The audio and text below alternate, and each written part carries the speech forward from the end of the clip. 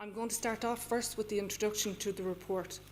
So while the Irish Penal Reform Trust report gives us some insight into traveller women's experience of prison, there hasn't ever been any specific research on the experience of traveller women in prison. The Traveller Prison Initiative identified the need to find out more about the pathways into prison for traveller women, their experiences of prison services and post-release experience. The Traveller Prison Initiative commissioned Rachel Doyle to interview 12 traveller women in Docus and Limerick Prison to find out more about their pathways into prison. The women interviewed ranged in the age from 23 to 59 years of age. All were mothers and come from different parts of Ireland. 9 women were reported experiencing domestic violence. 9 women were in prison for shoplifting, 4 for assault, 2 for a driving offence, and 1 for a drug offence. A number of the women were in prison for a combination of crimes. I know that Thomas referred earlier to the overrepresentation of traveller women in prison, but I think it's important that we remind ourselves again about this stark statistic. I know the All-Ireland Traveller Health Study found that based on the Irish Prison Service estimate of traveller prisoners, the risk of a traveller woman being imprisoned was 22 times that of non-traveller women. The report, Hearing Their Voices. Traveller Women in Prison seeks to give a voice to those women, because the women are not here today, and we thought that it's very important that traveller women in the community would act as their voices, and we sincerely thank them for their sensitivity in doing this. So I'm going to provide you with some context to the main findings in the report, and then you will hear the women speaking the words of the women interviewed. So, discrimination. The research showed that there was issues with non-traveller inmates calling traveller women names. This type of racist name calling and behaviour by other women has a very serious effect on their self-esteem and confidence. So we're going to have an audio now of discrimination. Sometimes the girls are arguing, for instance, over the word knacker and things like that, and that really gets to me. Do you know what I mean? Like, when I hear someone say knacker, like, that really hurts me. It's like calling you a person a bad name. They wouldn't like it. It kind of hurts my feelings, and some people say, oh, it's just a word. But it's not just a word. It's a big, big word. There's meaning in it. Like, we're all not bad people. Settled people seem to treat travellers all the same. They're all just pushed aside. It makes me angry. Stigma from the family and community. Another aspect of the reality for traveller women in prison is the stigma associated with being in prison as a traveller woman.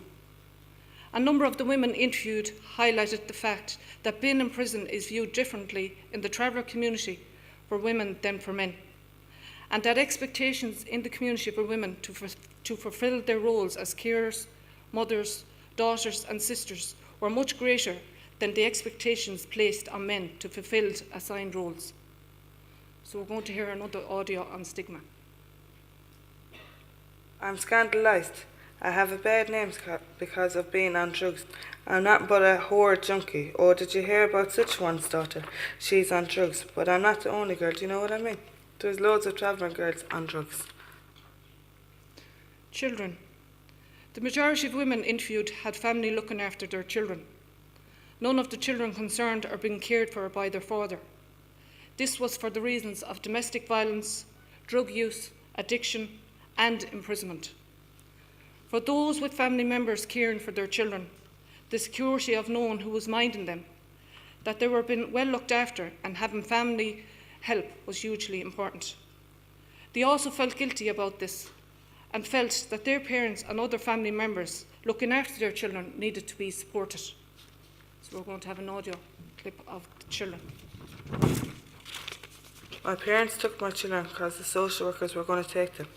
I signed a family agreement thing. Don't know, they reckoned that I wasn't able, which I wasn't. I was on heroin. Well, my mother will look after them. I'll be lost without her. She's going through her own share as well, like losing 3 children. Do you know, I need to cop on, like, I really do. My kids are separated from each other. You know, the thought of that going through your head, knowing that They're hurting. What can I say to them? I want my kids back. I've been the only thing that they had. I'm terrified that these people that has my children are going to hurt my children because of who my children are. I live with the nightmare and I'm waking up in my sleep sweating. I'm absolutely terrified that they're filling my kids with. They're nothing.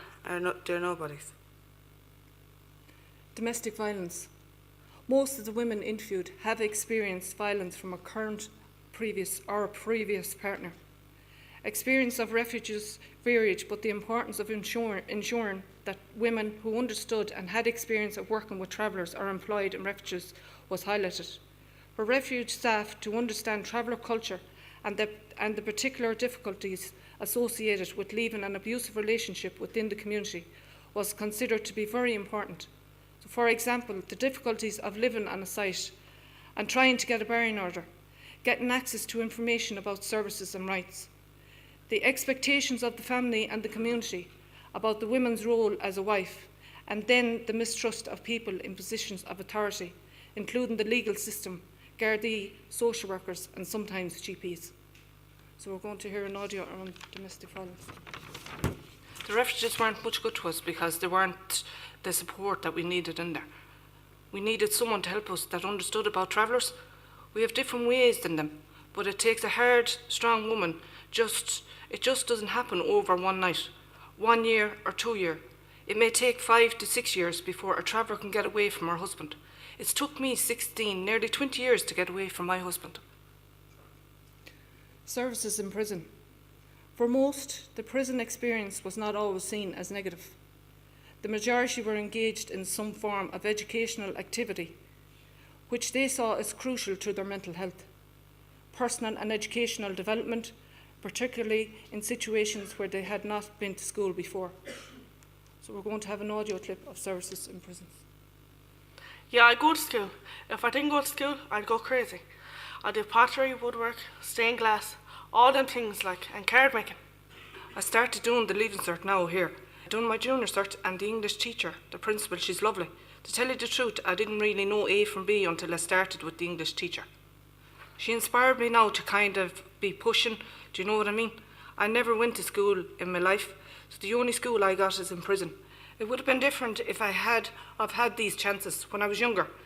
We need to inspire young travellers to get into courses and work and education. Employment in prison. The need for travellers to be employed in the prison system itself was raised by traveller organisation representatives, who highlighted the importance of breaking down barriers, equalising relationships and promoting positive role models and perceptions about travellers. This point was reiterated by traveller women themselves, who noted that the employment of traveller teachers would build the confidence of traveller women to take part in classes. Making complaints. When asked about making complaints system in the prison and whether the women interviewed would know how to put in a complaint or feel comfortable in doing so, there was a mixed response. A number of the participants stated that they either didn't know how to put in a complaint or had fears that making a complaint would make matters worse for them.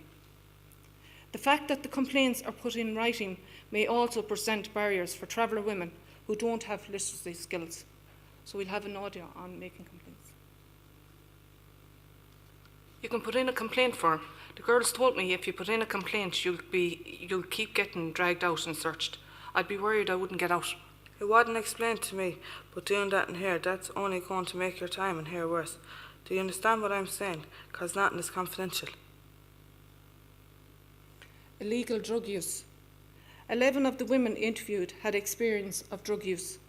For those interviewed, drug taking was linked to a range of factors. One woman stated that she became involved in taking drugs due to hanging around with the wrong crowd. 2 of the women interviewed said they started taking drugs in prison. 3 stated that they started taking drugs as a result of domestic violence. 3 as a result of partner drug use, and 3 as a result of bereavement. So we'll have an audio of illegal drug use. Dad got cancer and died 5 weeks after being diagnosed. I had a massive panic attack and took doctor's medication. I took prescribed and unprescribed tablets when Dad was sick.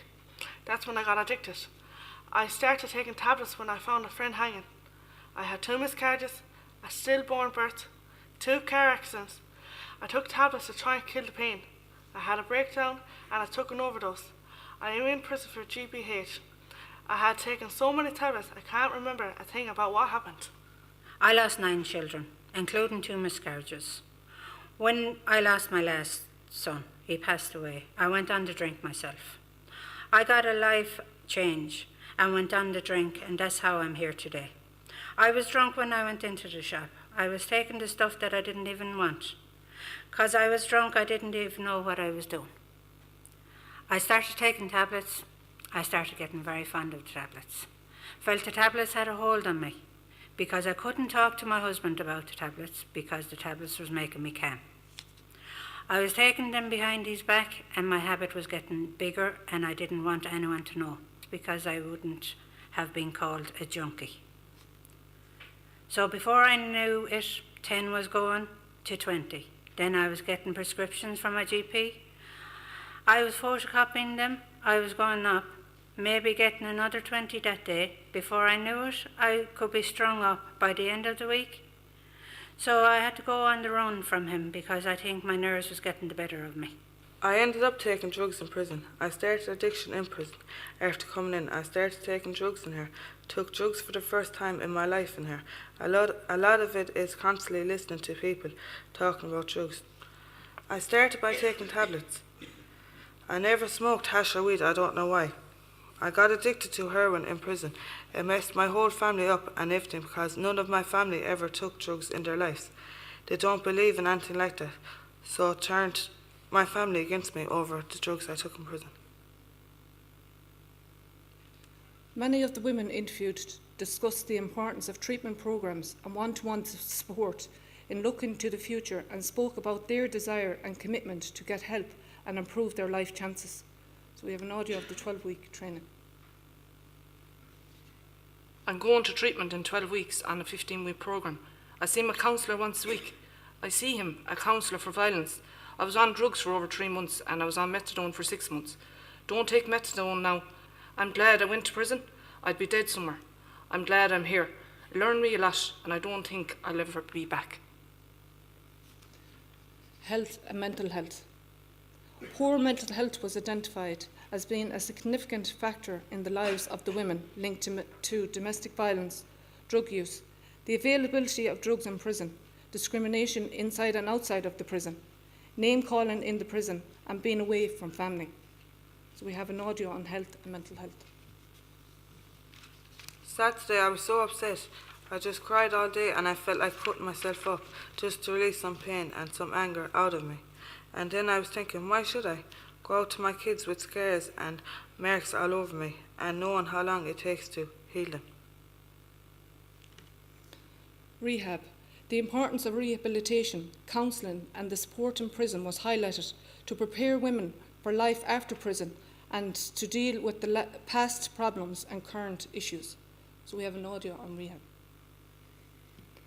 I think they should rehabilitate women that's in prison to make sure they stay on the straight and narrow out there. Like, they could get them to see a counsellor every week. You could sit down and talk about your problems and get it out, whatever you need to speak about. I was abused when I was only 13 as well. A lot of that kind of built up to the impacts of the life that I went through as well. Post-release. As mentioned, many of the women were very concerned about what would happen when they leave prison. Women expressed concerns about the need for planning for release, secure accommodation, drug rehabilitation, re-establishing relationships and the community, accessing work and training, and a life free from domestic violence. So we have an audio on post-release. It's not in here you need to be looking at.